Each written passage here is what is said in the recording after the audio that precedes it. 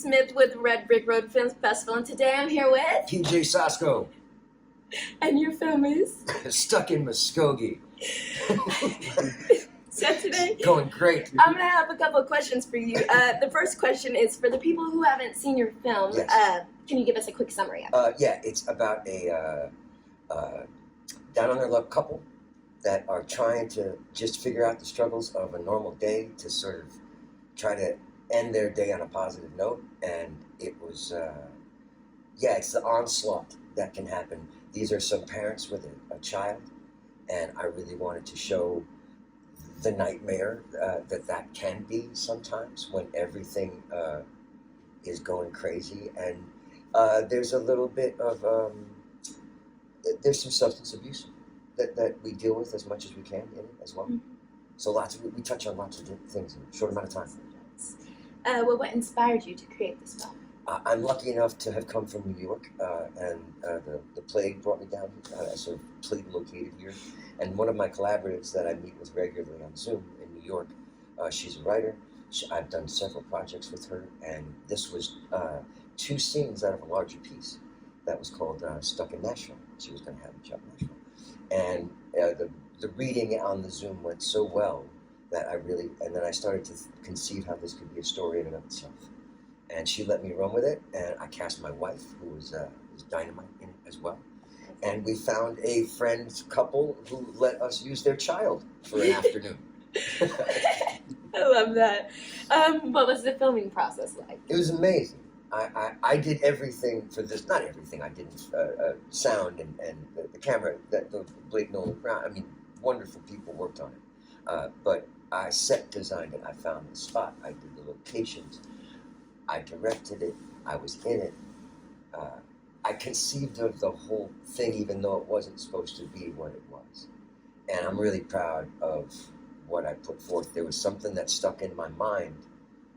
That night, I woke up with a dream a little bit that was connected to the piece, and that's how the film starts. And this DP that I met so quickly in the process of me coming down here, Blake Nolan Brown, captured that, I think, beautifully. So it was a great process. Oh, that's amazing. If there was anything you would have done differently, how would you do that? I foolishly said, darn it, I'll edit it. And I learned DaVinci, and in 5 months I edited it, but I had not connected the footage to the sound. And I edited this thing to an inch of its life. And that became a nightmare to fix. It probably delayed the process almost a year because I had to work in between, so I had to figure out the problems. Yeah. But that is one thing I know never to do again, and I will not, and I will communicate that.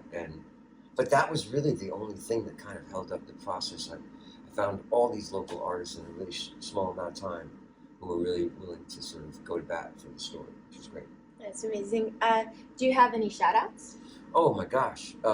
Well, my wife, Marta Ryman, who is actually directing the Riverfield production of Harry Potter and the Cursed Child, which is the only production of it in Oklahoma. So she's wonderful in the film, and she's directing that, so look to get tickets for that, because it should be really fun. Shout out to her. And just shout out to the Oklahoma community. I feel very welcomed here. And it's a really nice feeling to be, I didn't know what was going to happen when I came down here from New York.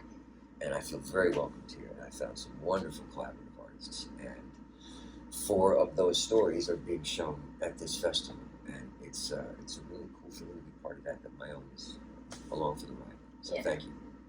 Well, if somebody wants to watch your film, do you have a place where they could watch it? It's on the festival circuit right now, but I have found some ways through other shorts that I've done that have won some awards. There are places where you can get your film screened.